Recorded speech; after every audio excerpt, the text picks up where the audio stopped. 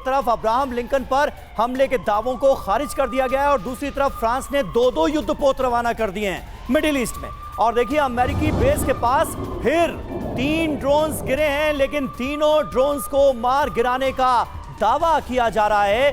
तस्वीरें आपको दिखा रहे हैं इराक के इरबिल में किस तरह से यहां पर भी, क्योंकि अमेरिकी बेस मौजूद है और अमेरिकी बेस को ही लगातार ईरान जगह जगह निशाना बना रहा है। यहां पर 3 ड्रोन्स के जरिए बड़ा अटैक करने की कोशिश की गई, लेकिन इरबिल बेस पर जो डिफेंस सिस्टम था वो एक्टिव हुआ और तीनों ड्रोन्स को हवा में मार गिराया गया है।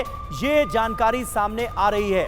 उसके बावजूद भी देखिए आप, नुकसान हुआ है ये साफ तौर पर नजर आ रहा है, क्योंकि इरबिल एयरबेस के कुछ इलाकों से धुआं उठता हुआ नजर आ रहा है, यानी कुछ ड्रोन हमला करने में कामयाब हुए हैं, ऐसा प्रतीत हो रहा है। और वहीं एक और बड़ी जानकारी ये भी कि अमेरिका ने जेराल्ड फोर्ट से भी हमला किया है। अमेरिका ने जेराल्ड फोर्ट का इस्तेमाल किया है अटैक के लिए और जेराल्ड फोर्ट से ईरान पर अमेरिका का ये बहुत बड़ा हमला बताया जा रहा है। एक तरफ तो ये जानकारी मिल रही है कि ईरान युद्धपोत को नुकसान नहीं पहुंचा पाया है, इस बात को सेंटकॉम की तरफ से दावा किया गया है, साफ किया गया है। और दूसरी ओर ये बड़ी जानकारी मिल रही है कि जेराल्ड फोर्ट का इस्तेमाल अमेरिका ने किया है ईरान पर हमले के लिए।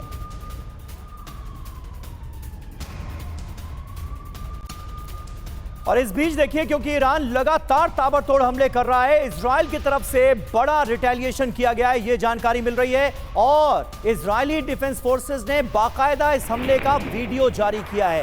ये तस्वीरें दरअसल बहुत महत्वपूर्ण तस्वीरें हैं, क्योंकि ईरान की राजधानी तेहरान में जो एयर डिफेंस सिस्टम लगाए गए थे उनको तबाह कर दिया है इजराइल ने ताज़ा स्ट्राइक करके।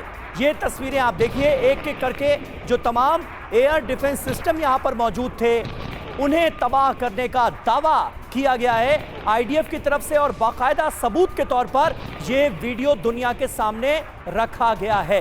एयर डिफेंस सिस्टम्स के मामले में वैसे ही ईरान का पलड़ा हल्का नजर आता है। ईरान की सबसे बड़ी कमजोरी ही यही है, बल्कि अगर कहा जाए तो बिल्कुल गलत नहीं होगा।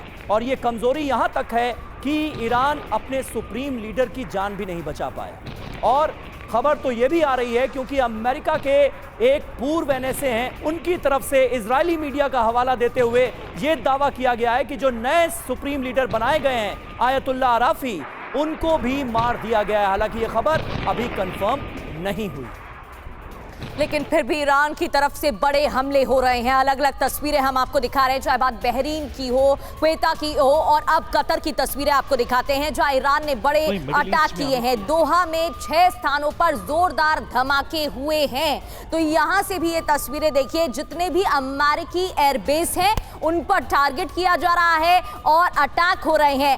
अब दोहा की तस्वीरें आपके सामने हैं, जहां कुल 6 स्थान बताए जा रहे हैं जहां जोरदार धमाका हुआ है, हमले यहां पर भी किए गए हैं।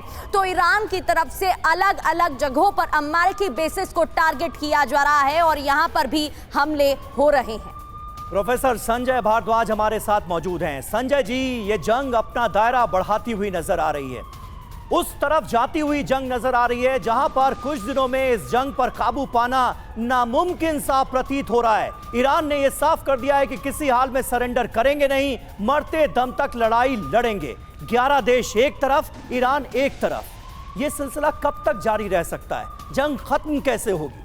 देखिए समीर, एक पॉइंट में पहले, जैसे आपने अराफी का एक न्यूज़ दिखाया, यूएस जो अब्राहम का उस पर अटैक की बात कही। देखिए ये बात मान के चलिए कि जिस तरीके से युद्ध चल रहा है उसमें मिस इन्फॉर्मेशन, प्रोपेगेंडा, ये भी एक तरीके का। संजय जी, रोक रहा हूं आपको, एक और खबर आ गई है। ईरान पर टॉमाहॉक मिसाइल से हमला हुआ है। अमेरिकी पोत से, अमेरिकी युद्धपोत से ये मिसाइलें दागी गई हैं और देखिए अमेरिका ने वीडियो जारी कर दिया है। ये तस्वीरें अपने आप में, ये पहली तस्वीरें जब अमेरिका ये बताने की कोशिश कर रहा है कि उसने अपने घातक युद्धपोत का बड़े पैमाने पर इस्तेमाल शुरू कर दिया है ईरान के खिलाफ। ये देखिए तस्वीरें, अमेरिकी युद्धपोत से कैसे ताकतवर मिसाइलें दागी गई हैं।